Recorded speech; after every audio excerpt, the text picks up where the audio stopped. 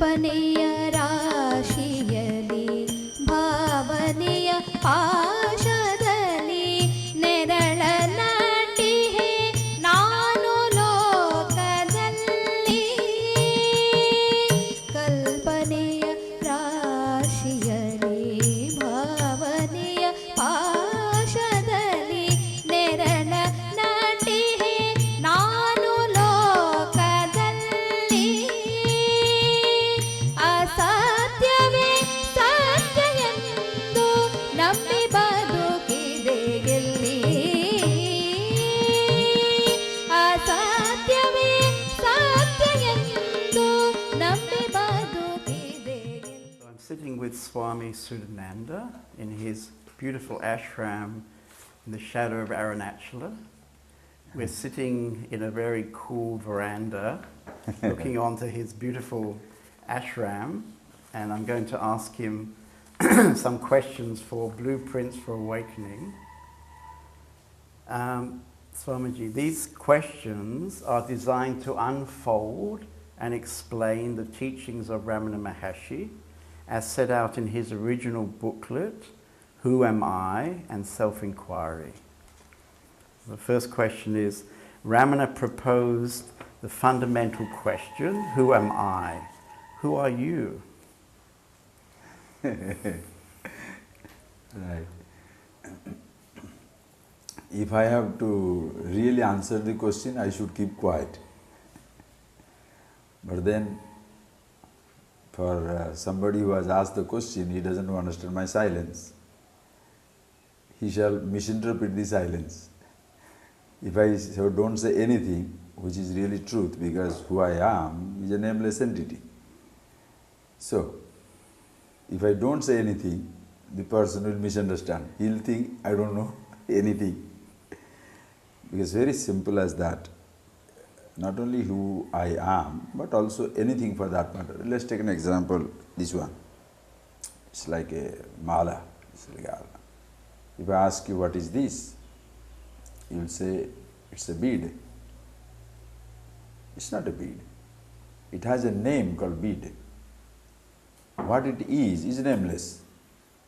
It doesn't depend on a name for existence. It's the same way. I is a name. Who I am is a nameless entity for whom the name is I. And that's same for all. Not only me, for you, for everybody. We have understood these things. Once you understand clearly, then I know who I am, I know who you are, I know who everybody is. The same I, because that is the universal first name. You ask somebody, who are you? Everybody has to begin with the word I. So, meaning is same. But what you have, what I have is different. And that is the functional roles we have to take. So if I go to, now you ask me, Swamiji, tell me who are you? I'm giving such an elaborate description, I would have kept quiet. But occasion demands to speak something. But suppose I go to an embassy for a visa, and he asks me who I am. If I say, I'm the nameless, there will be no visa. So I have to speak who I am in whatever language the other person understands. I know who I am, but while communicating to people, I talk to them the language that they understand. If I take for granted, you know what it is, I don't have to speak anything. But suppose I say we have to communicate, use some language, whichever language at this moment is needed. So I'll deal with that, relate to that particular language. Okay, thank you. Many Western seekers come to India looking for enlightenment, as if it is an experience. What is enlightenment? What is the last word? What is enlightenment? Oh, that's right. You know, it's a very interesting question. Thank you for asking. You see, it's because most time people think enlightenment means something to do with a light. So most people will start looking for red light, green light, blue light, white light, yellow light. It depends on your imagination. And also, it is all not because of the mistake of the people. A seeker, one who is seeking, is never at fault because he is ignorant. And ignorant man has the full right to be stupid. It is the teacher. It is the guru. It is the person who is guiding the people. If he promises them, and is the he conditions them to equate enlightenment with an experience. If you see red light, you are enlightened. If you are green light, you are enlightened. If there is no thought, you are enlightened. If there is this particular thought, it is enlightenment. If your body starts reeling, rolling, it is enlightenment. Always these people associate some type of an extraordinary, uncommon, bizarre, almost to the point of insanity. Certain feelings and experiences like that, they equate with the enlightenment. So poor things, the person who is seeking, he doesn't know what he is looking for. Everybody is desperate. So when everybody is desperate and looking for something, and that time somebody tells him that you should see red light and that is enlightenment or nearer to enlightenment, so he sits down closing his eyes, imagining some red light. And they'll also tell the place. It may be tip of your nose or between your eyebrows or top of your head or bottom of your spine. So the person is busy now, imagining. Those are beautiful points, yes, for concentration. It has a different purpose altogether. But when the person looks for some type of a light or,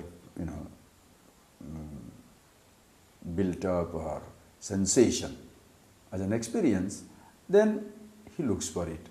And in case he succeeds in imagining that, it doesn't last. Therefore he shall go and tell, when I was in Himalayas, when I was in Swiss Alps, or when I was in Arunachal, or when I was in Sugarloaf Mountain, this happened. As though other places have no enlightenment possibility. If enlightenment happens with you, so there is no question of your going someplace for the enlightenment. If it has to happen with you, it will happen anytime, anywhere, because it is yourself. So it's not the mistake of the people. People, when they search for it, it is because that's what they have been told. So they look for it. That is the biggest, it's really a tragedy in the name of spirituality. People are very honest, they are all looking for, but somebody who directs, he must know what it is. Then it becomes very easy. And what do you say it is? Pardon me? What do you say it is? What do you say? You said that the person who is guiding should know what it is. Right. So what is it? Exactly. So this is what? It comes to, again to come to yourself. How it is, please see. Very simple. You can take a very simple example. Suppose I ask you, you are in Germany, and I go there, and I meet you, and I say, Brahmanand, please tell me how to go. What shall we do? You will ask Swamiji, where? I say, I don't know. You tell me how to go. He said, but where? I say, I don't know. You tell me how to go. Now what will you say? 2 years back or 1 year back, I saw this Swamiji. He was very nice, very sensitive, very sane. Something has gone wrong now. This is asking me, tell me how to go, but he doesn't know where to go. Right. For a teacher to tell students where to go, first he must know what is the destination. Even a student to find out how to go, he must know where to go. So it is as much the job of the student to know what he wants in life, that much the job of the student teacher to know what he wants in life. Only difference between the two is the teacher should know what he wants and where to find. The student should know what he wants. If he doesn't know what he wants, the teacher's job is to awaken him to the fact what he wants. Next step is tell him how to go. So first thing you have to find out, what do I want in life? So when I start asking people Ask yourself, ask anybody, what do you want in life? Immediately the person may say, I want a job. Or if you don't have money, I want money. If you don't have education, I want education. Ask the person, why do you want that? Why do you want education? Nobody thinks these lines at all, because the person goes to education. But once your education is over, you don't know what to do. Then you look for a job. Then only you can relate, oh my God, I never went to education for education's sake. I was really looking for a job. When you ask me a job, I give you a job. Next thing you ask me, how much money? So you don't want job for job's sake, you want job for the money's sake. I said, okay, I'll give you money. How much you want? 500 million, that's yours. But you can't spend it. It's all in Swiss bank account. He said, who wants it? You wanted it. You don't want money for money's sake. You want that money so that you can have houses, cars, planes, all these things. So you don't want money for money's sake. You want money for things' sake. I said, okay, you should have told me, I'll give you things. Houses, cars, everything is yours. But you can live in that house, drive that car, fly that plane. So who wants it? I said, you wanted it, it's all yours. Legally, it's all yours. He said, no, Swamiji, I want to live in that house, drive the car, fly the plane, swim in the pool. So, I can be happy. So ultimately, what do you want? Everybody wants happiness in life. Somebody can say, no, I'm not a materialist. I don't want a house, car, these things. I want God. Why? Why do you want God? Have you ever got a phone call from God telling, hi, how are you doing? Why do you want God? He doesn't want you. Why do you want God? Most people want God, you know why? What the other person wants to get by hard work, this fellow wants to get by grace and prayer. That is why people change God. You are my uncle. You don't give me $100,000, you are not my sugar daddy anymore. I change you. I go to somebody who gives me money. I go to God. He doesn't give me what I want. I change the God. So people change God, like they change partners, change cars, change house, change everything. Why? If something gives me what I want, I stick to it. If it doesn't give me, why should I want it? So why do you want God? Nobody wants God for God's sake. Again, for things' sake. Why do you want things? For happiness' sake. So everybody wants happiness in life. Once that is clearly seen, next thing is where? Where to find it? If you want education, go to college. If you want a job, go to a company. You want money, go to a bank. You want things, you can go to supermarket. But happiness, where do you go? That is where. The secular society will tell us, get educated, you'll be happy, get money, you'll be happy, get job, you'll be happy, get married, you'll be happy. But none of these things works. Why? If you get educated, you are educated. If you get money, you are rich, not happy. So that is the time religion jumps in and says, none of these things bring you happiness. You follow my God, my religion, my faith, my practice, you shall be happy. So what happens? Please see that.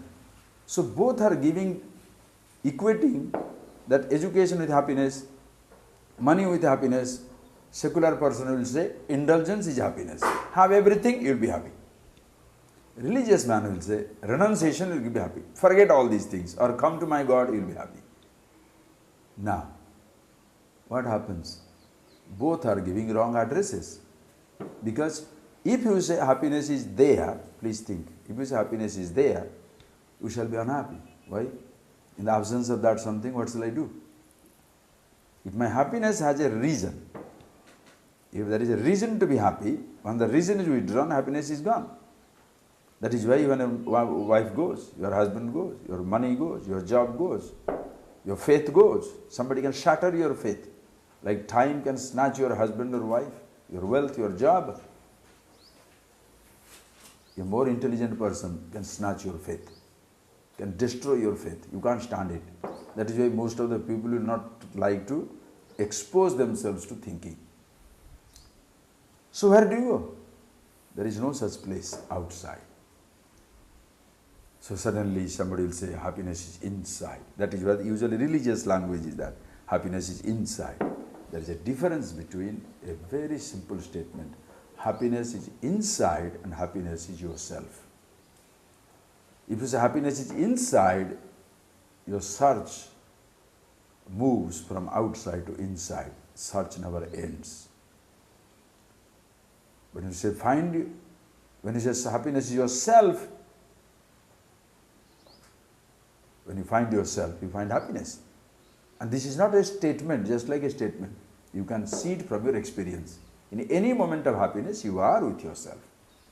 Let us talk about moment of happiness. First talk about moment of unhappiness. Suppose I want a car and I'm really miserable about the car. I'm missing the car. So I say I'm unhappy. Why? The car thought is bugging me. So somebody says, this car is for you. Oh, how sweet. Immediately you're so happy. Why? Car came. Now please tell, what was bugging you? The absence of the car or the presence of the thought of the car? The presence of the thought of the car. When you get the car, what gives you relief? The presence of the car or the absence of the thought? If you say presence of the car gives you happiness, then the car dealer will be the happiest man. He has got 1,000 cars. So it is your absence of thought. That is where we make another mistake. So absence of thought is happiness. So everybody wants to remove the thought. No. It's not absence of thought that gives you happiness. It's the presence of yourself that gives you happiness. So whenever you are happy, you are with yourself.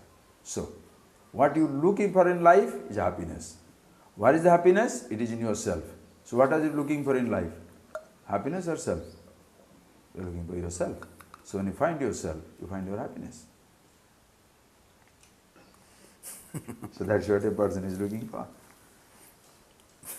So the teacher must know the self.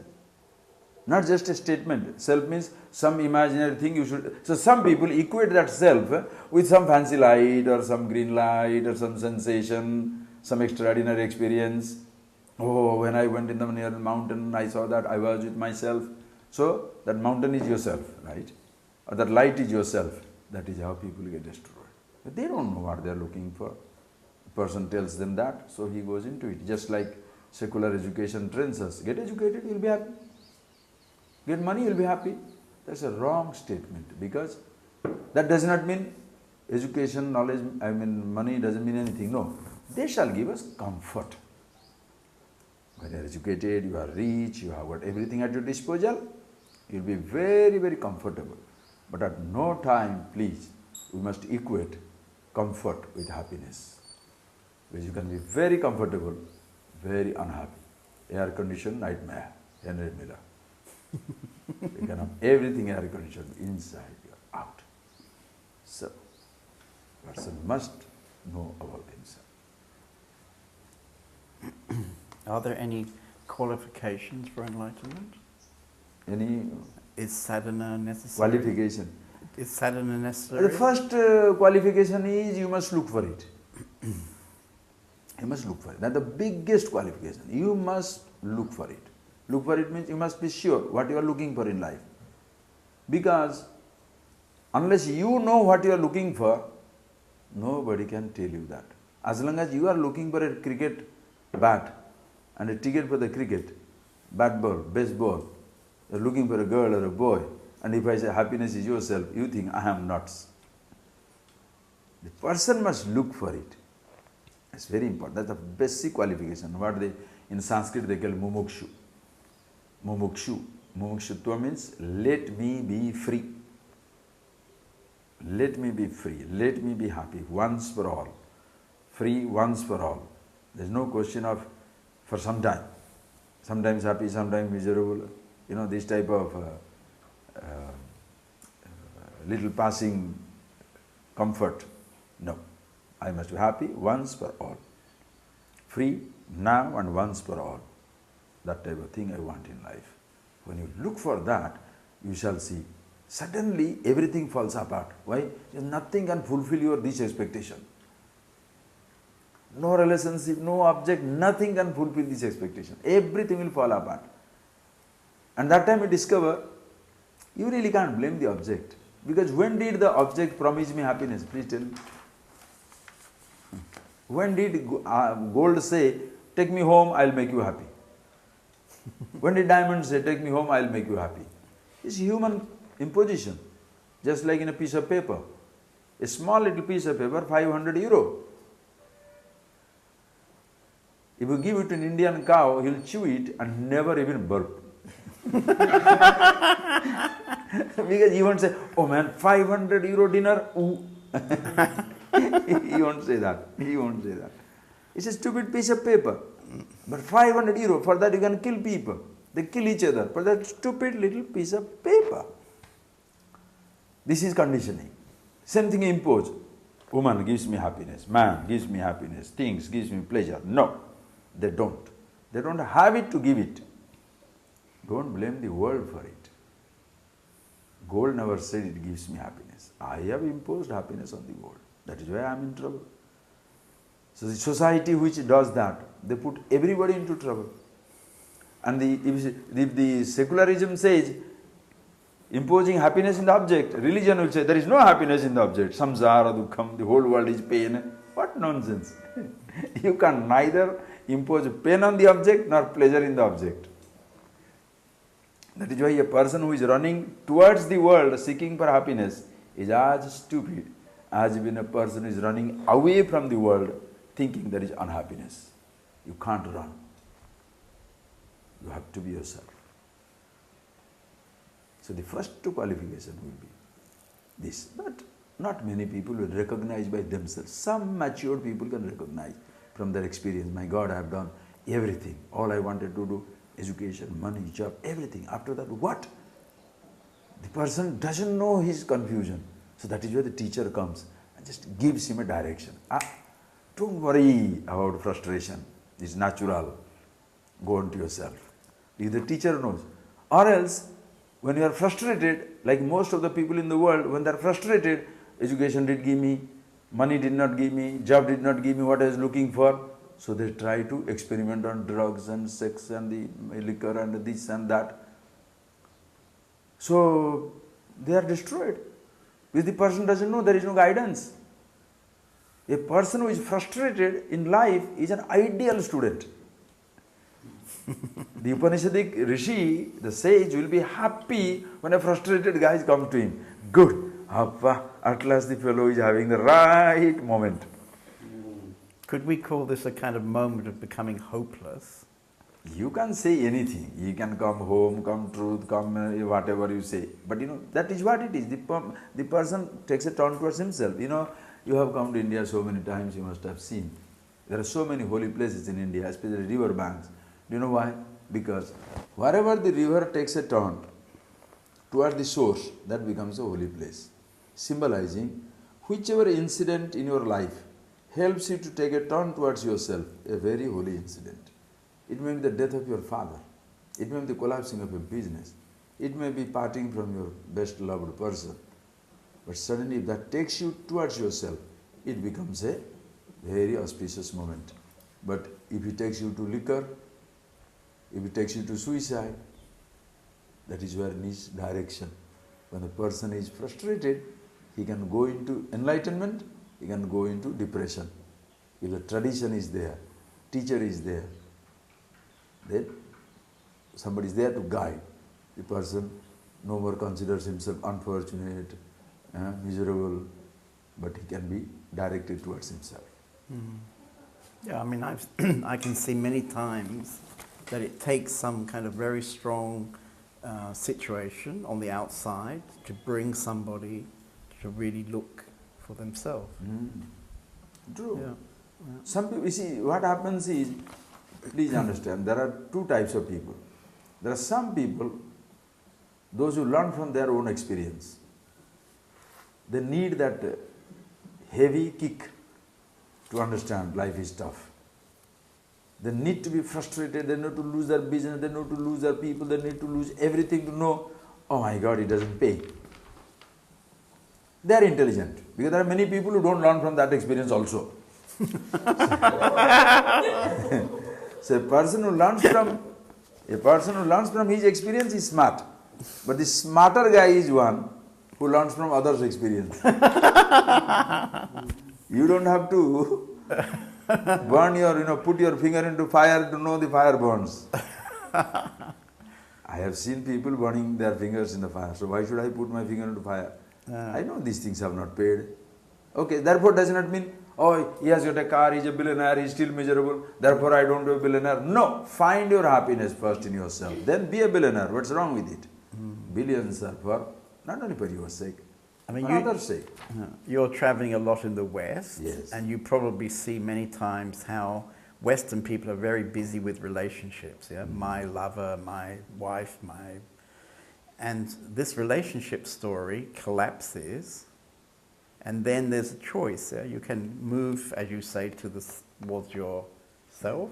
You can move towards a new husband or a new wife. Yeah? Yes, 100% true. See, this is a story everywhere, but mostly in Western countries, what happens because of the freedom that the person enjoys. It's not that the Western country was always like that. You know, sometimes when we say Westernized and Easternized, personally I don't like that much because we are really human beings. Human experiences are everywhere same. There is no Western emotion, Eastern emotion. There is no Western pain, Western pain. There is no such stuff. It's a human thing.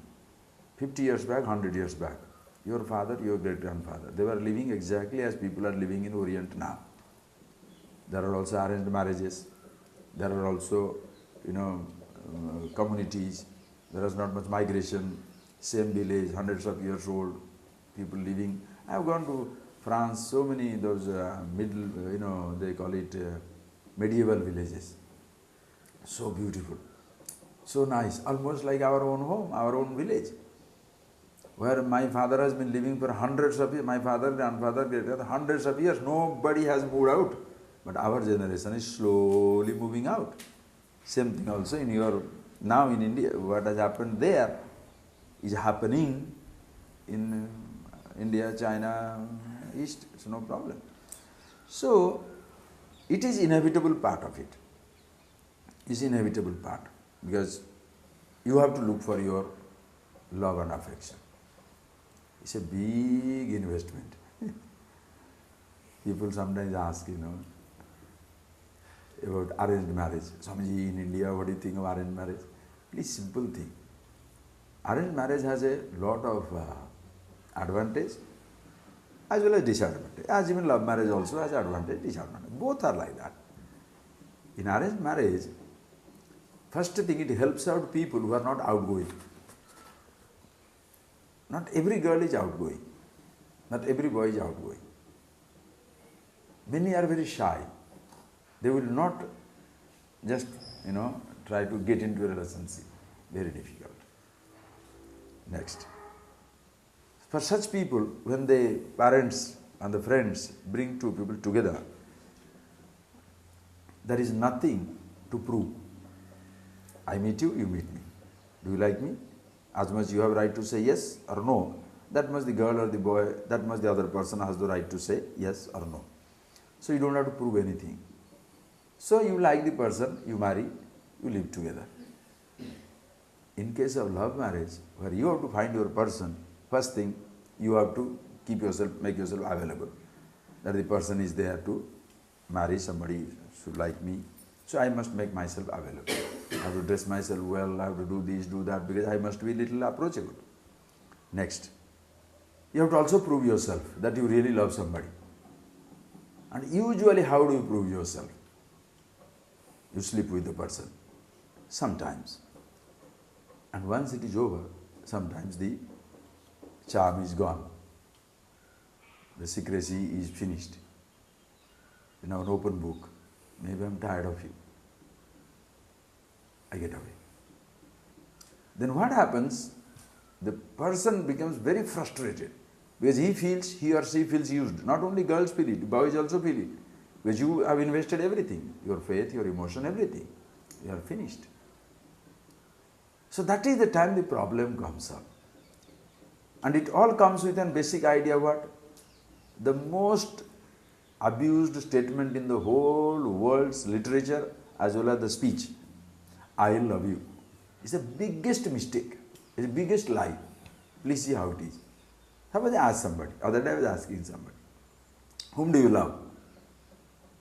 I said, make a list of things. Whom do you love? Of course, everybody has a list. Priority change, but everybody has a list. I love my father, my mother, my husband, my wife, my money, my dog, my car, my job. Everybody is lying. Because we have been trained to lie. He said, how do I say I lie? I said, simple thing. You have got a gold watch. You love it. A gunman comes and says, give me the watch or else you are dead. Will you say, leave my watch, kill me? Definitely not. What shall you say? Take this. Not only mine. You want to collect it from others also? I will collect it from others. Why? Losing alone will be unhappy. If everybody loses, I am comfortable. Anyway. So do I love my gold watch or myself? Now, I have got 100 bars of gold in my car and I am flying in the car. Suddenly I see police car is coming in. I will dump the car and walk out. Why? I love my freedom. When I was carrying the gold, I was dreaming I will be in the Swiss Alps, sell it up, take up a nice home in the Swiss Alps and stay for the rest of my life. When the police car comes, now the picture changes. Stripes, pajama and the and the cell, the prison cell. I dumped that gold and go away. Why? So I don't love gold, I love myself. Now, in the same way, you can look at anything. I love my husband, I love my wife, like I love you. I say, love my girl, love my boy. Okay, then why do you divorce now? As long as she gives me security, me happiness, as long as he gives me security, gives me happiness, that long I love him or love her.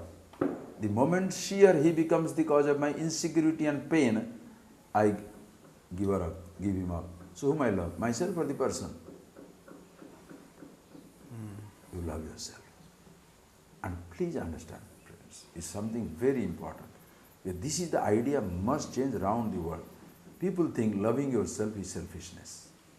There is nothing more misunderstood statement. Only when you love yourself, you shall be loving everybody in this world. Because you shall not be insecure. You see simple example of it. You are flying in a plane. And when they are giving you the instructions before the plane takes off, their hostess will say, in case of the fall in the cabin pressure, oxygen mask will fall down. Before giving it to the accompanying passenger, your child or friend or anybody, first give it to yourself. Must be a very selfish statement. No. Because while fumbling to give, while giving to him, suppose you start fumbling, now you've spent, other person dead, you are also dead. But if you give yourself, you can fix him up. Not only the other person also. If you love yourself, then only the other person can be loved. But when I am depending on somebody to be loved, that means that person should make me complete. When that person makes me complete, I feel sometimes exploited. Maybe she is asking because of this, maybe he is asking because of this, because he fulfills me. So you are frightened all the time in life. That is why, by chance that relationship goes, you are totally shattered. But a person finds the happiness in himself. Why?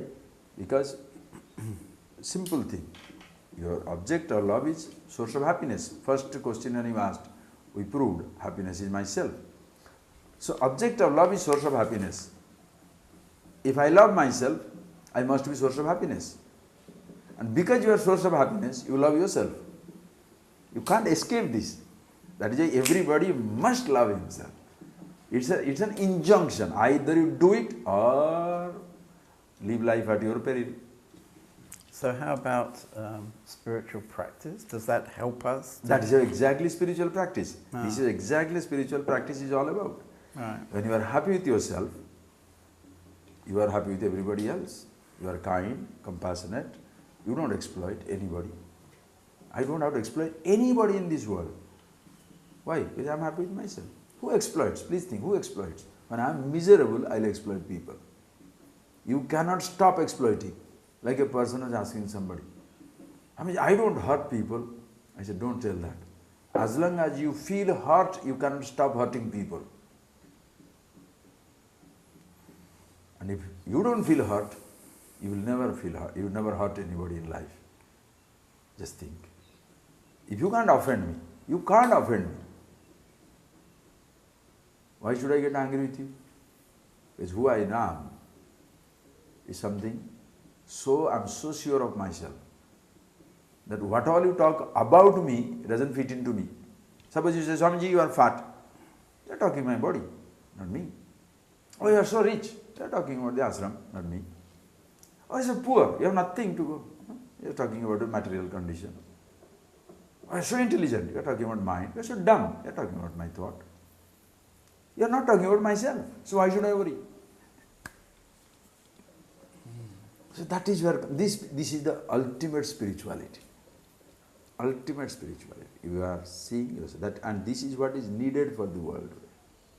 Needed for the world. Because all of us, each person must love himself. Then what dress you want to put on, your climate decides. You come to India, this is the best dress. So hot. All ventilated. So good. Suppose now I go to Germany, 4 feet snow. If I go in this dress, I will be dead. I must have a 3-piece suit if I have to go there. So dress changes depends upon your climate. Food depends on availability. Don't ask an Eskimo to be vegetarian. He can't cultivate paddy and cauliflower on the ice. He has to eat meat and drink blood. No choice. Don't tell me they are non-vegetarian. No, they have to eat that. But in a country where everything is beautiful, so much of sunshine, so much of rain, so much of water flowing, eat rice, eat vegetables. And especially with today's generation, where the planes are every day unloading millions of tons of vegetable everywhere from around the world, there is no reason to kill an animal. So choices, this all depends on the climate, atmosphere, these things. There is nothing like religious outfit, religious uniform, and those things must change. Okay, so when we were talking about practice, Ramana said self-inquiry is the most direct route to realizing the self. What do you say about self-inquiry? Right. First thing is, when you say self-inquiry, it must be, it's not, you see, this is the tradition from the generations. It's not that XYZ says, it's like telling Shankara gives Advaita. Shankara is Advaita. It's the biggest mistake we make. Because if you ask Shankara, what is your contribution to Advaita? He is also nothing. Reason? That vision was already inherent in the Upanishads and Vedas. He complemented, commented, wrote because of his brilliant mind. He wrote so many little works to facilitate the easy understanding of the people. But the original vision, the approach, that oneness of it, is already in the book. And when he has a saying that you must, like Shankara's Tattva, he says, Atma kaha. What does it mean? Who I am. Don't say, what is Atman? There's a wrong translation. Atma ka, who I am. So this inquiry has already been there for the thousands of years. That is the tradition. And when he writes it so elaborately from so many different standpoints. Okay. For some people, they came to know about from Ramana Maharshi, because Ramana Maharshi had an experience in in Madurai. So, he had a question for himself and he got it. Suppose he got it. That's beautiful. So, when he experienced it, he related it to the scriptures. Devi Puranam, that Devi Bhagavatam, that Periya Puranam in Sanskrit, in Tamil Nadu literature, where the great life history of saints are there. So he said, fine. But that is the tradition. That is why in Upanishadic tradition, no Guru's name is mentioned. Because it is nobody's personal thing. It is continuously trying down, coming down. In an Upanishad there is a line. The student asked, who told you this? That you are the eye of the eye, mind of the mind, ultimate nameless, who you are. Who told you this? The teacher says, Iti susruma purvesham. This is how we have heard. And who is the guru there? No name. So ultimately it goes like that. So if you ask, what should we do? This is what we should do. We should do is understand this word I. Very important. Very important. Because, please see, find out who has conflict. The creation has no conflict. Body has no fear. If I ask a simple question, are you afraid of death? Suppose somebody says, yes. Who is afraid? Is the body afraid or I am afraid? Body is not afraid of death. Body is not afraid of old age. Body is not afraid of grey hair. Body is not afraid of anything. I am afraid. Who is this I? So to know that I, there is a method of teaching. That is where comes the tradition. What they call Guru Shishya Parampara. The tradition of teaching. Very elaborately that method has been given out. Inquiry does not mean simply repeating who I am, who I am, who I am. Suppose a person goes on repeating a question, can he find an answer? Please tell me. Simple by repeating a question, can anybody find an answer? If you say, what is Swamiji's father's name, you can repeat for a million years, no answer will come. By repeating a question, nobody finds an answer. Also, other way around. Suppose somebody repeats an answer. Because some people repeat, koham, who I am, who I am, who I am. Some other people repeat, soham, I am that, I am that. By repeating an answer, you will not know how to arrive at it. By repeating a question, you shall not find an answer by itself. That is why there is a tradition of teaching. Somebody reveals it to you. That's why Guru Shishya Parampara comes. A teacher is needed. Okay.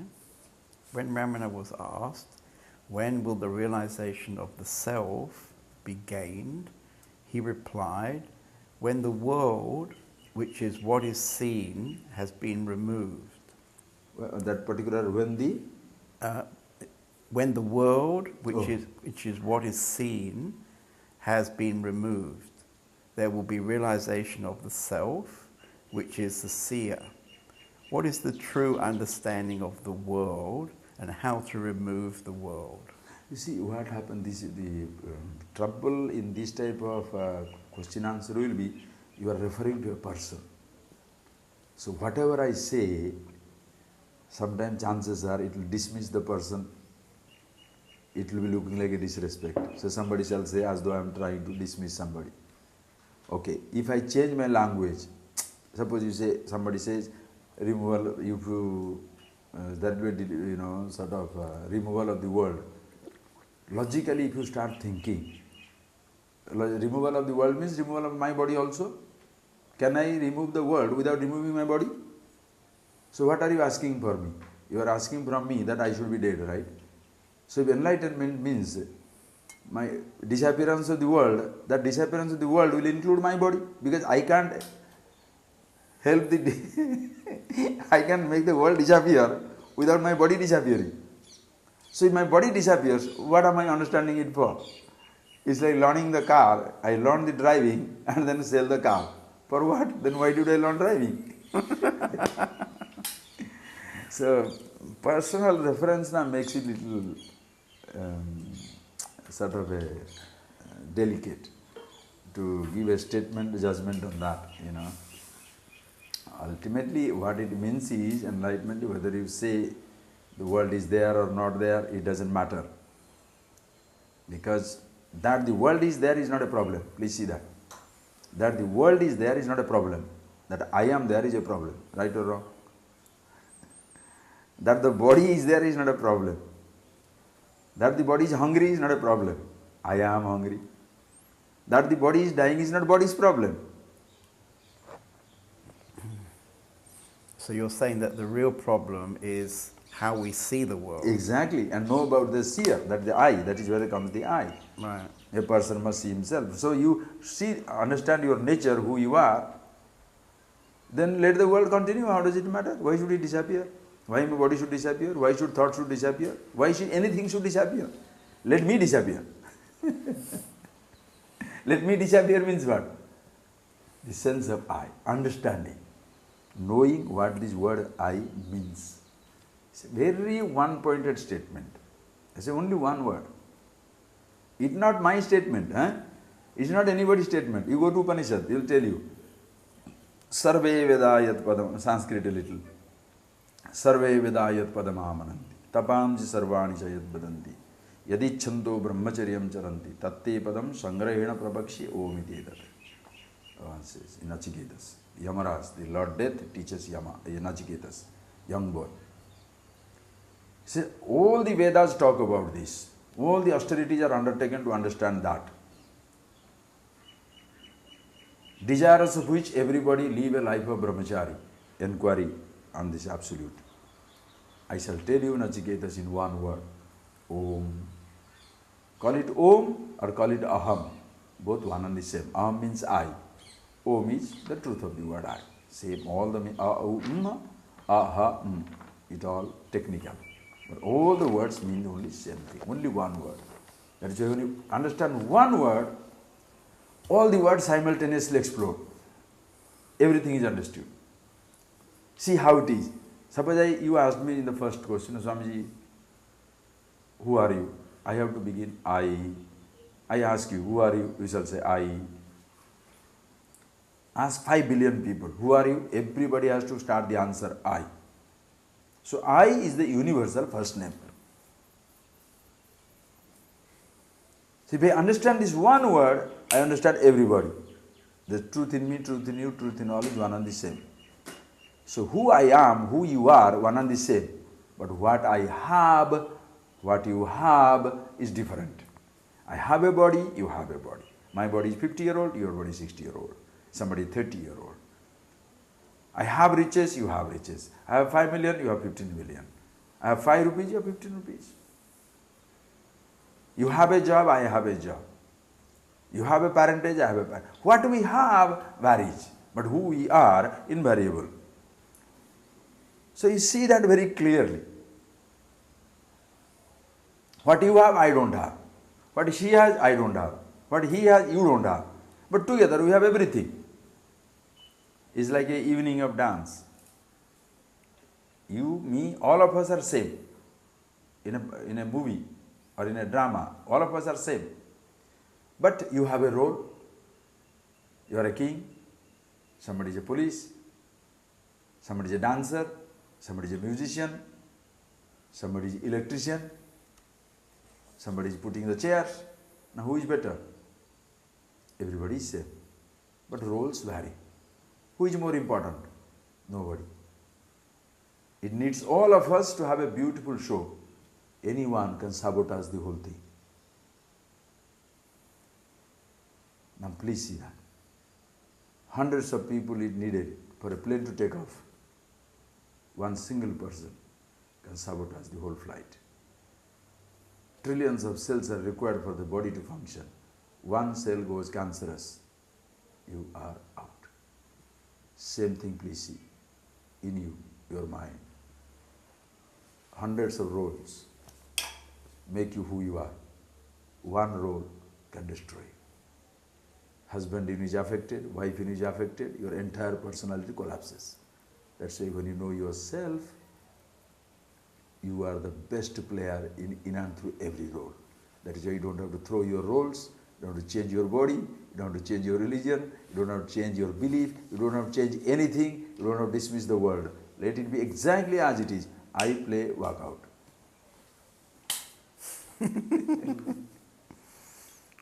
It has been suggested that the mind must be destroyed for liberation to occur. Mind must?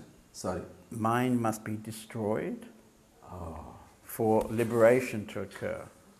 Do you have a mind Ramana used the term mononasa, is it mononasha, to describe the state of liberation, meaning destroyed mind.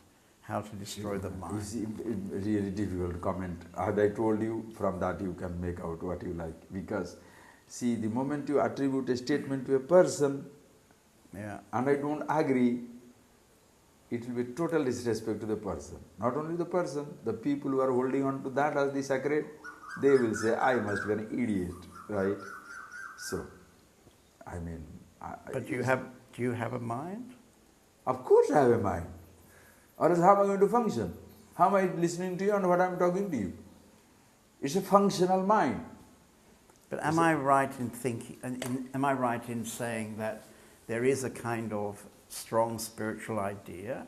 For example, thousands of Buddhist monks are sitting every day, Yes. meditating, trying to become no mind. Right. Yeah. So it's quite a common spiritual philosophy. Generalize that experience, I can talk about it. Okay, If you so generalize it, I can talk about it. Let's keep it general. Yes, please. See, what happens is, please appreciate. As I told you, suppose the mind is finished. You must know what exactly you are talking about, first thing. I'll give a simple example. You see this bead for the first time. Please see how it is. You see this bead for the first time. When you see this bead for the first time, your perception, true to the perception, thought takes place. And the thought takes place, naturally you have a mind. The thought is taking place in you. The thought is knowledge. Because first thought is, your mind will throw you a thought. What is this? Because there is no information on this. Just like a computer. You put a data and the computer will say data not found. So this thought first time taking place in your mind. So this search takes place, immediate search, automatic search takes place. Data not found. What is this? Who is asking? I is asking. What is this? Then you say, what is this? You are now questioning the thought. And therefore you say, what is this? The object of thought. I tell for you, bead. So you now name their thought as bead. That is knowledge. First thought is knowledge. Because previously if somebody said bid, the thought will not come to your head. But now if somebody says bid, the thought comes to your head. That's not a problem. You know when problem begins? When I says, I want it. So a simple thought becomes a desire. When a simple thought becomes a desire, when the thought is converted to a desire, when the thought of the object is converted to a desire, the object of thought becomes desirable.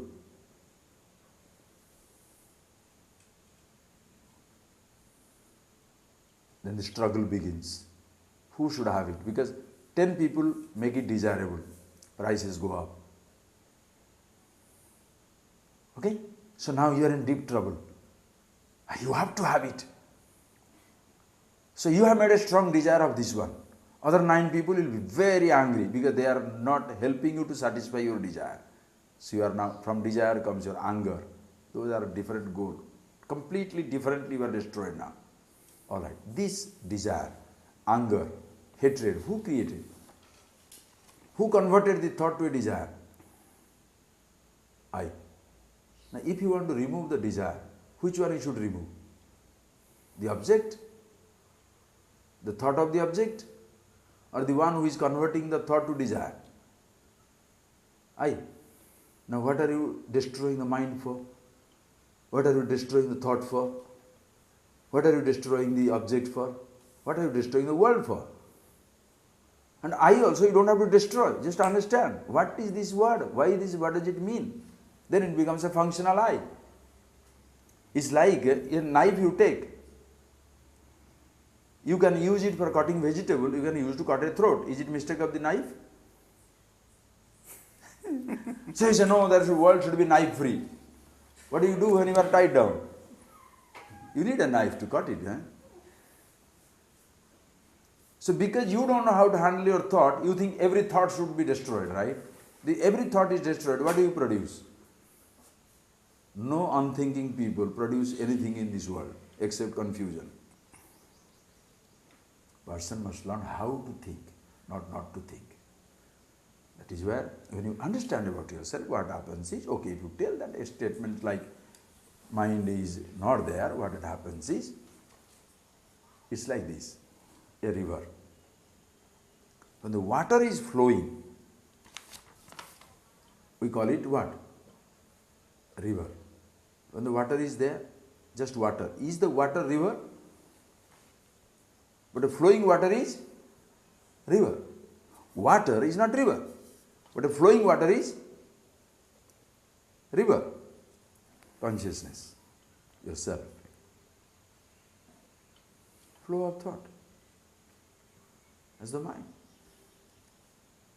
You can see the water in the flow.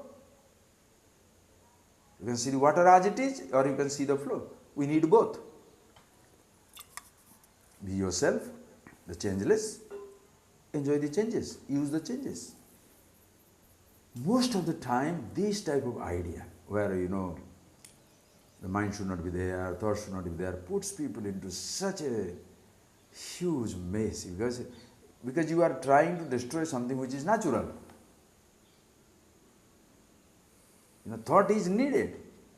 How are you going to know your hunger? And how are you going to satisfy your hunger? Very living will be impossible if you don't know how to think. That is, certain statements like that becomes, when you start analyzing, it will not stand the test of it. But if you dismiss this thought, please appreciate, as I told you, hundreds of people relying on it, right, wrong, good, bad. Somebody has a faith, he is believing in it, and he is trying. And he thinks he is a huge spiritual person. Why? Because he is trying to destroy his body or the mind. Now, can you take away that credit from him? Oh, he will jump on you. Because whatever he considers as very spiritual or successful, you are telling it is not required. It will be unfortunate. No, that's not needed, please. What is needed? If you really want to help the person must see for himself. It's like telling, do you have a headache? Yes, cut the head. But it is quite common, that yes, certain saints or sages, either they say it or their followers say, he hasn't a mind. There's no mind. See, as a figure of speech it is fine perhaps, but if you take it literally, you are in trouble. As a figure of speech is fine. You can say, and why should we talk this type of thing? Understand? Suppose you have no mind. Look, you are a rich man. You are a billionaire. For you, nothing means anything. Why? Because you have everything at your disposal. A poor man comes and tells, sir, today I had a nice piece of bread and a little cheese also. Now do you tell him, what a stupid fool you are eating bread and cheese. You should have some 5-star breakfast. Go to a 5-star hotel, look at the huge spread. Do you tell that? No. If he is having that, that's fine. Let him have it. Oh, that's very nice. I'm so happy you got it. Same thing in knowledge. When you are happy with yourself, very comfortable with yourself, you don't unnecessarily dismiss anybody's standpoint, because that man is using his mind. So don't tell him you should not use your mind. If he doesn't use, then what does he do? Talk to these people why more people are frightened out of it. Because they must reach a state where there should be no mind. Who you are is not a state of mind. So you're actually pointing to an understanding that's needed, not a practice. So what you're really saying time and time again, you've been saying that it's understanding that's needed, not practice, not trying to destroy something. So this image of spiritual life, with monks sitting for hours, it's not what you're suggesting. No. I don't want to suggest or not to suggest. What I'm telling you, please see. Because, please appreciate. The moment we get into that, it will be like dismissing or not dismissing. No. Okay. Let me say, I'm giving a statement, you think for yourself, you look out for yourself. Let whoever listens think for himself. First, observe what is the problem, then go to solution. This is a universal thing. When you go to a doctor, he keeps you under observation. Suppose your headache, will you operate on your toe? If you have got your heart problem, shall he remove your gallbladder? That means he is not a doctor. He keeps you under observation which part is problem.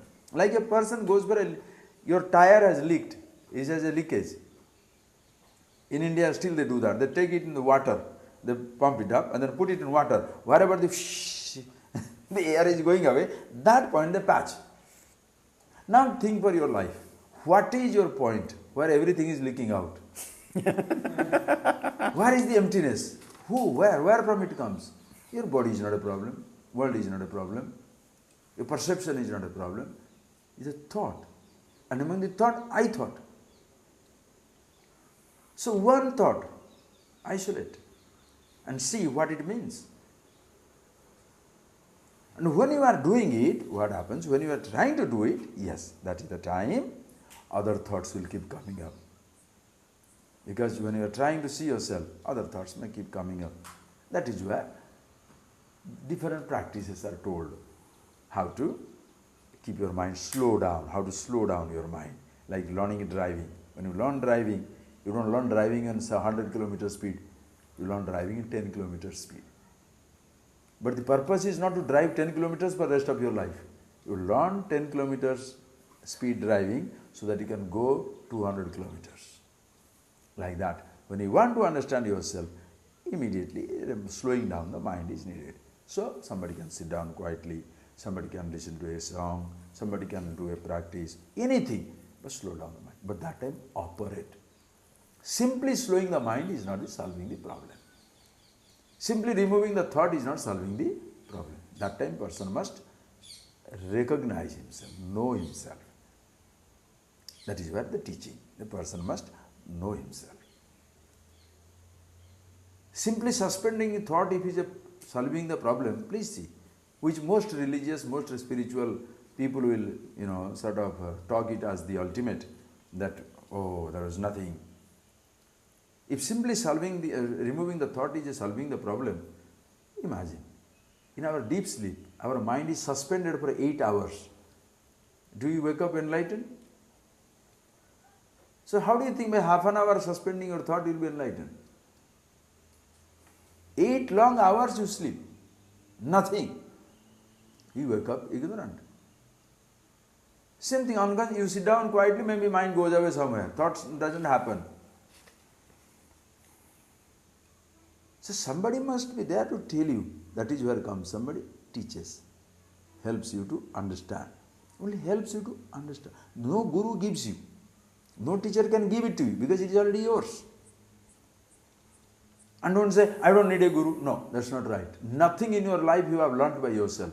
Think of this question. Nothing. Everything about you somebody knows better. Can you beat it? Everything about you somebody knows better. Please see. You have a house. Your architect knows better than you about your house. You have a car. Your mechanic knows better than you about your car. You have a dog. Your vet knows better than you about your dog. You have got a machine, caterpillar, maybe the tractor. Your mechanic knows better than you about your tractor. Come to your body.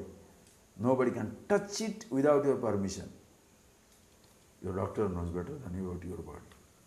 You go to the doctor, doctor tell me what happened. Your body, why should he know?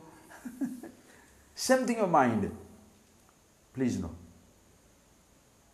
You have a mind, you have all the thoughts. Yes, you know your thoughts better than anybody. But how to think, you don't know. There is a difference between thought and thinking. It's a big thing to be understood. There is a difference between thought and thinking. As there is a difference between car and driving. I can give you a car, but you don't know driving, what will you do? I can give you a thought, but you don't know how to think. Most religions, most secular studies, they give us thoughts, but don't teach us thinking. Why science is so beautiful? Because it gives us thoughts and help us how to use the thought, experiment on it. Even painting, music, all these are like that. But most of the religious thoughts are thought, unquestioned thoughts. Why fanaticism is born? This is the root of fanaticism. Because you have got a thought, you have to defend your thought. Instead of the thought defending you, you have to defend your thought. This is the right thought. Who said? Somebody has told, and you have no right to question it. Wonderful. Naturally, when the thoughts are given, and one such thought is, no thought should be there. You try to fulfill that promise. What a headache. And what about vasanas? Pardon me? What about vasana? Vasana? Yes. The tendencies of the mind. Must these be removed before self-realization can become permanent? Same thing. Nothing must, see the trouble is nothing must be removed. Beautiful, that, look at that. Hawk in one spot. Oh, hovering. Beautiful, yes. It is now landing. Ah. Yeah. And the Anyway. mountains also beautiful. Imagine, it's like telling, this thing. It's like telling, to make this place beautiful, I must remove all the trees.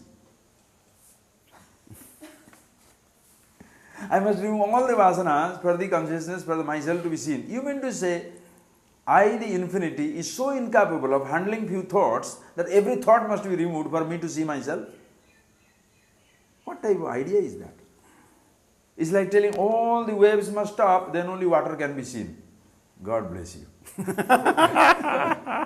All the ornaments must be melted, then only can see gold. Am I crazy? Nothing needs to be removed. These type of thoughts must be removed, if at all anything to be removed.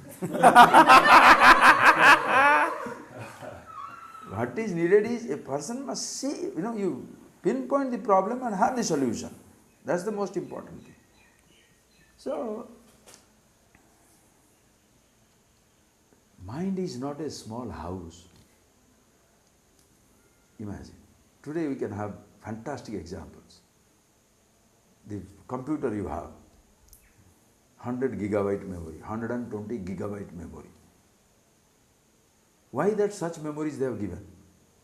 You can file everything. Gmail tells you, don't have to delete your things, don't have to archive anything, don't have to do anything, just leave it as it is. Why?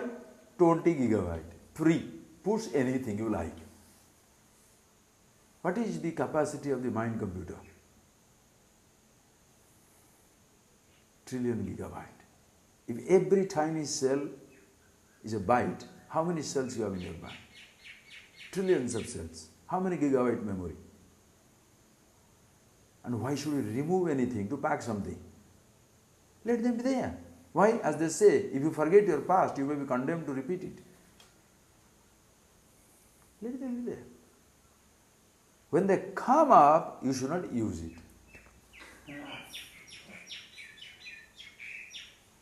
That is the secret. Let them be there. That there is not a problem. That I use it is a problem. That there is a knife is not a crime. But if you misuse the knife is a crime. That there is a thought is not a crime. That you misuse the thought is a crime. So when you are happy with yourself, what type of misusing that? You never misuse. What thought is thought. So I should remove any thought.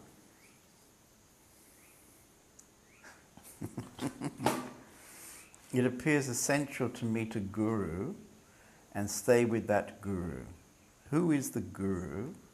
What is the guru's role? How to recognize a true guru? First line is, you are destined to meet a guru. It appears essential. I mean, from everything you've been telling today, it feels as if, it's necessary to have somebody to guide, Yes. to have a guru. And to stay with him while he can teach, to guide you. Who is the guru? Right. See, what happens is, this is a very beautiful thing. The first thing is, guru is not a title. Guru is not a role, please.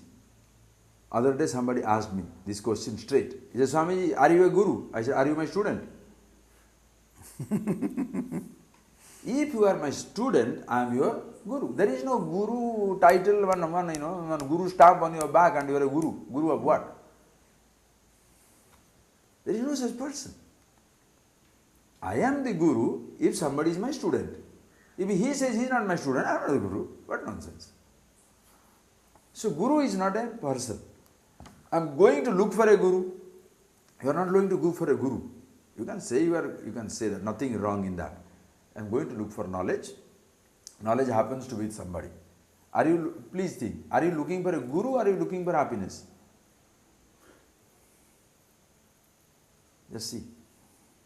In this line of what we have talked already. Are we looking for a Guru or you are looking for happiness? Everybody looks for happiness in life. We don't know. We have to find it. Whoever gives you that address is a Guru. And then you bring your fulfillment. That brings you the fulfillment in life. Okay, now you can ask a question. How do I know? How do I know? Who is a true Guru? How do I know? Simple. It's all in you. You can find it out for yourself. Like you are not a good cook. But you can give a certificate for tasting. You can certify. Oh, this is very good taste. You are not a good cook, but you are the big taster. Why? Because no cook can create a taste, the bud of which is not on your tongue. Every taste bud is already in our tongue. Nobody is going to create a taste which is not there in my tongue. No Guru, nobody can talk about a truth which is not already me. When I listen, I may not speak what the truth is, but when I listen, I know. In the process of listening, am I becoming independent or am I becoming dependent? In the process of your listening, you are becoming independent. Go with it. In the process of listening, you are becoming dependent on a person or a practice or a word or a thought or an idea. You better run out of that place. Or else you shall be a clone. You shall be a part of a cult. You will be destroyed. Why? Only this thought, this man, this idea, this particular concept. No. Truth is not something, an idea, a thought or a concept or a name or a word. Nothing. It is yourself. And you are not the only one who is the truth. Everybody is the same truth. So there is nothing special about the Guru. He is as much the truth as the other person is. Only difference is the student, the teacher knows it, the student yet to know it. That is why the teacher is not proud. Because the student is where he was. Student will be where he is. So what is there to be proud? The Guru doesn't have to make a big deal out of himself. I'm the only guy. You must be nuts. If you are the only guy, you are the biggest nut in the world. You are nobody else. Everybody is same thing. There is nothing to... See, this is the most commonplace thing. There is nothing extraordinary about truth. There is something extraordinary about a talent. Maybe you can sing, which none can sing. You can dance, which nobody can do. Maybe you can be an acrobat. Maybe you are a magician. You are a musician, you are a painter, you are a top scientist. Those are all extraordinary achievements. Everybody can't be a scientist, need not be. Everybody can't be a musician, magician, painter, dancer, cook, need not be. But everybody can be himself. That's no big deal.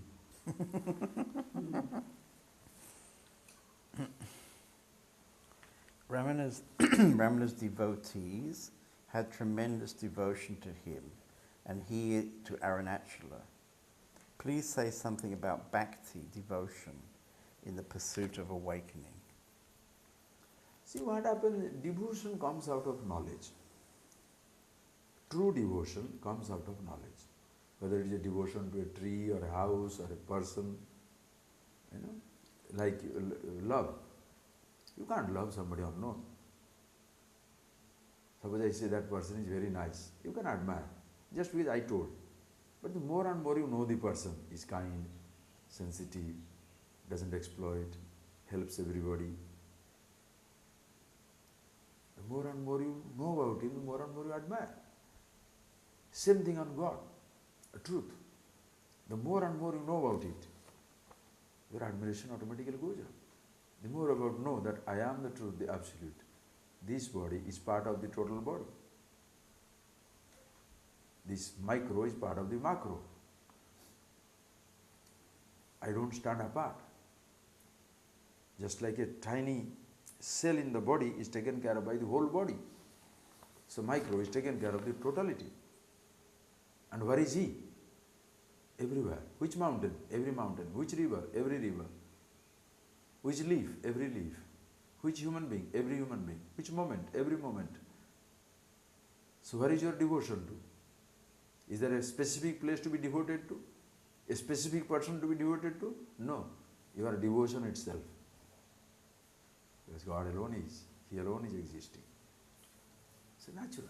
So to specifically say, this is the only mountain, this is the only place, that is a vibration, no other place is there. I mean, that's something. You can, to motivate somebody, you can do that. But for God's sake, don't say that. Because then, you mean to say that there is only one place in the earth which is absolutely holy and the rest of the places are useless. That is why people are killing each other. But this is the holy place. Just imagine, I don't think there is a better holy place than, I went to Israel the other day and I saw the little place. Church, the best Jewish cathedral, Jewish monument, temple, or the Wailing Wall, and then the Muslim Al-Aqsa Mosque. The most precious real estate of the world. What is going on? Huh? Just think. How beautiful place. Place has no problem. People have problem. Around the world. It's not, I'm just telling you, because what I'm telling you, because nothing, no little piece of real estate is that holy in the whole world in the ordinary sense of the term. There are 3 different religions, that's headquarters, claiming millions and billions of followers. But what is going? Think. Suppose you say this hill, this ashram is holy, so other places are unholy. Same thing everywhere. Seekers often have curious ideas about the enlightened state. Please describe your typical day and how you perceive the world. I want the repetition question. Seekers often have curious, strange ideas about the enlightened state. Please describe your typical day and how you perceive the world. Yes. First thing, seekers have curious ideas because some teachers have perpetrated it. I'll give a simple example. In Bhagavad Gita, Arjuna has asked what you asked me now. Oh Lord, what is the description of a wise man? Sthita prajnasya ka bhasa. What is the description of a wise man? Sthita prajnasya ka bhasa. Kim asita brajeta kim? Asita kim? Does he sit down? If he sit down, how does he sit down? Does he walk? If he walks, how does he walk?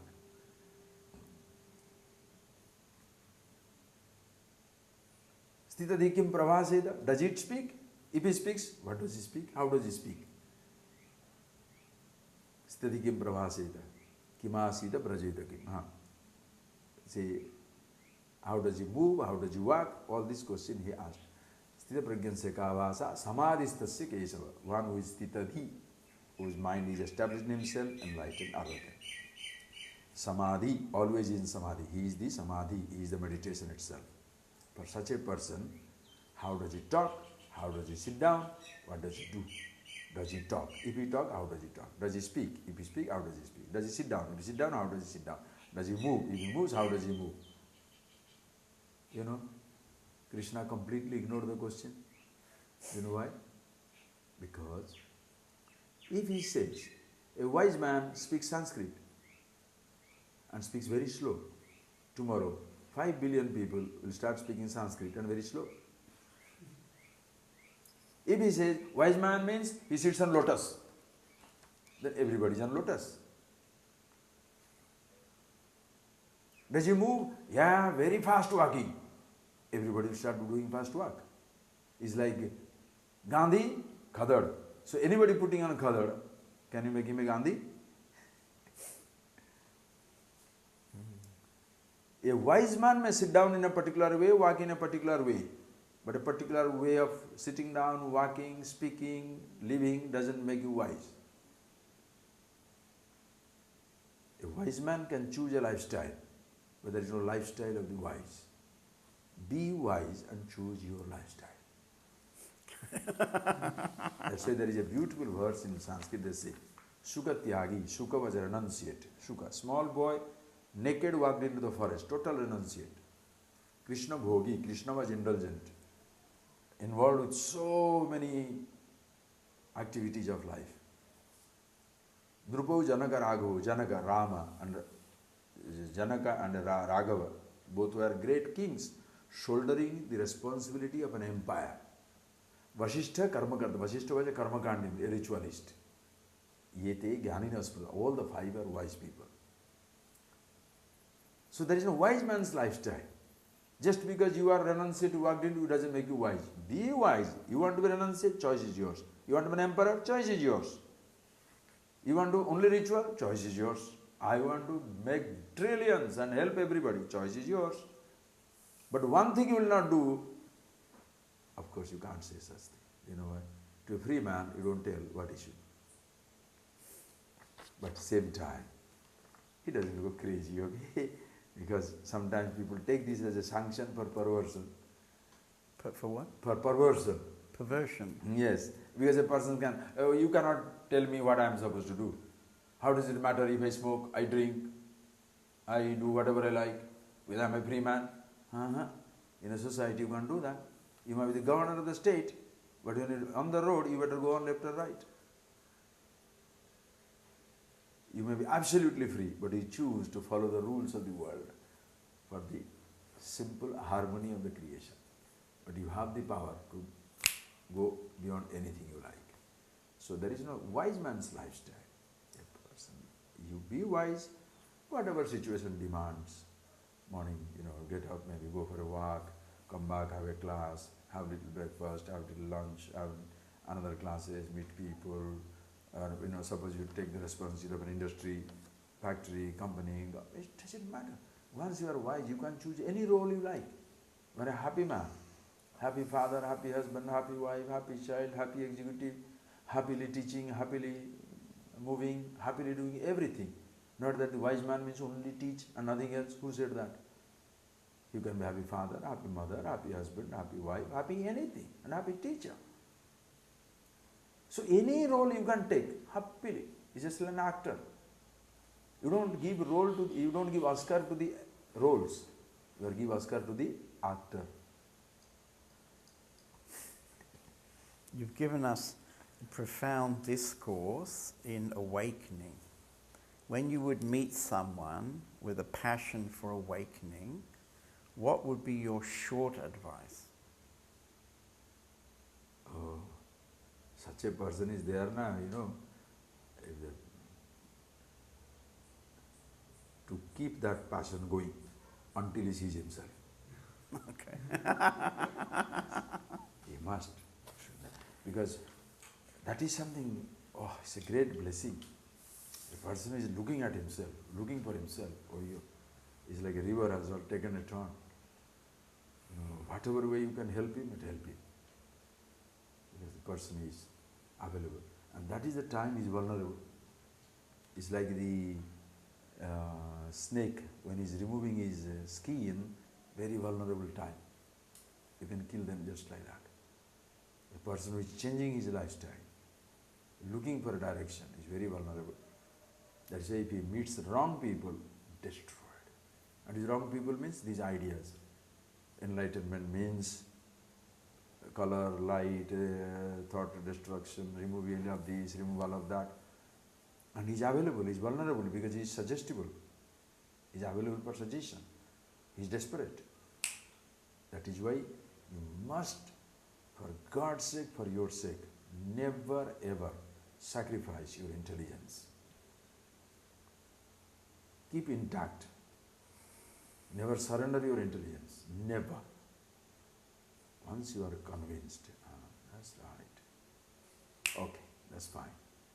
But if you say, oh, I don't question anything, you don't know how many sharks are there to gobble you up.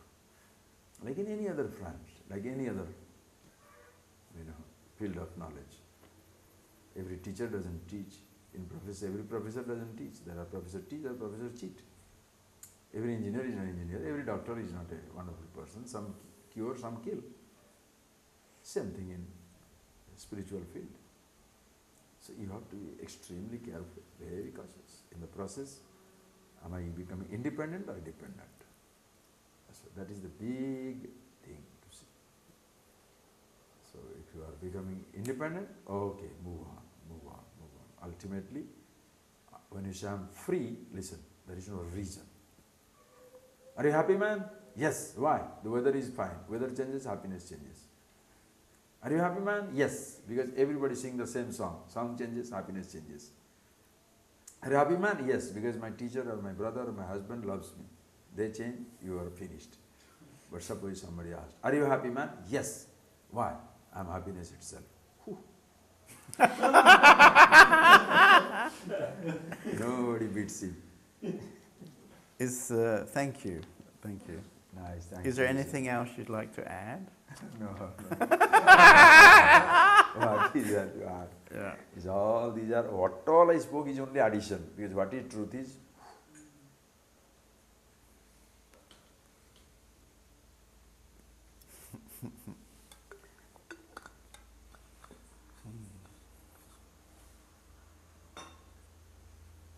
that's the beauty. When you don't speak, you really speak. But that should happen after a long speech. That's why we keep the camera. The camera's only for the last 10 seconds. Yeah. At the end of everything, then we use the camera. Thank you very much. Thank you. Thank you. Very beautiful, yeah.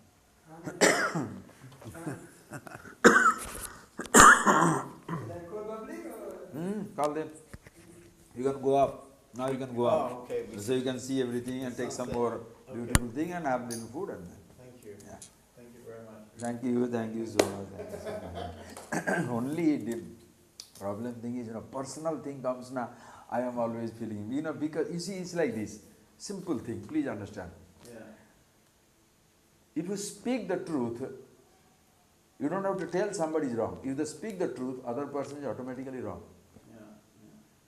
And to name somebody is wrong itself is another dangerous thing, It's very interesting, you see, because actually I met you 4 years ago. Actually, we should carry on. Because I met you 4 years ago, and I don't remember exactly, but probably you were the first interview. And now 4 years later, you're the last interview. But actually, in that time, something has changed, of course. So the original idea for the interviews was fixed on Ramana Maharshi. So I have this questions. Okay. Yeah. But of course, gradually, I came to understand what you're telling, actually. So exactly what you're telling, I could understand from this. But I want to keep for the book, anyway, some kind of structure. But of course, I understand what you're saying. Right. Because what happens is, once you bring in persons, it becomes very personal thing. It's not. Everybody has their own way of, they met somebody, they read somebody, something has helped them, and suddenly we sit down and pontificate, everything is useless. No, everything has a place. Just because you are a teacher, you cannot take away the credit from the father, mother, school teachers. Because today, suppose a student comes to me, long before he comes to me, he has already met his father, mother, friends, people, school, everything. Now suddenly I can't say I am the only one and the rest of them are all useless. No. All these people have helped him to grow up in life. So everybody has a place. Right. Then you question everything. What are these things all meant for? What do I really want in life? Then when I understand, oh, I'm happy. Then what happens is, you don't hate your father, you don't hate your mother, you don't hate anybody. Because anyway, ultimately, if all these things help me to be myself, every one of them is a blessing. It's like when you are a successful man, You will look back your tragedies of life as a great pushing force. But Only when you are a failure, you will blame everybody. right. This man, Steve Jobs, you know, who designs the Apple computer, he's the director of this company, Apple, who make these computers. He was giving a talk, and he is one of the most successful people, yeah, with the technological things. And he was telling in this talk all the mistakes in his life, and how these mistakes gave him some kind of new understanding. Right. And then he could use that in his development of the computer. Right. See, same thing also. So now the first statement you hear is the most successful. Now forget the person. Somebody makes $1 billion. We call them most successful people. Who is a real successful person? Today they are looking for the quotient of happiness. Which country is the happiest country? Which people are the happiest people? Why? Because a person can have billions, but a person can be totally miserable. That doesn't mean every poor man is happy. Because happiness has nothing to do with poverty or prosperity. So how successful really you are depends how happy you are. Because at one time, billions will be left behind. Everybody can use it, nothing wrong. We have produced, so for others' sake, beautiful. And when such a person can give, only when he is happy with himself. Why? Then he shall be in harmony of the creation. You can see the tree gives. Mango tree gives mangoes. River gives you water. Sun gives you light. Cow gives you milk. Everything gives. Only human being grabs. So the person when is happy with himself, he will also continue to give. At that time your success really counts. If you have got billion, but it's for everybody else also. Not simply distributing and making beggars out of it, granting favor so that they can say you are a very compassionate man. No, sometimes granting a favor can make destroy somebody because he doesn't know the value of it. Helping him to be educated, helping him to think. Learning to think, because if you are a successful technologist, you are a successful technologist, but not a successful person. In 2000, they gave what is his name, Einstein, as the man of the century, man of the millennium. Not necessarily true. Man of the scientist, the scientist of this millennium, maybe yes. But man of the century, ask his wife, ask his son. There is a difference between man, the person that you are, and the professional that you are. Professionally, you can be very successful. Personally, totally shut. So, in personal life, you are very happy. Professionally, you may be successful, you may not be successful. But personal life, you are the happiness itself. That is the beauty. Once that is there, then you will not look down upon a scientist or look down upon an engineer, look down upon this man or look up to somebody. Because everything is needed. We need a fruit vendor. We need a bus conductor. We need a dancer. We need a musician. We need the person who comes and fixes the light. Don't say only the chief minister is the ultimate or the governor is the ultimate. What about the fellow who is laying the road? If he doesn't lay the road, these fellow cannot go with a light, and travel. This is where you make mistakes in life. Superior, inferior, more powerful, less powerful, royal, commoner. No. The ultimate socialism is this knowledge. Ultimate socialism. Yeah. Okay. Okay. Nice. Thank you. Thank you.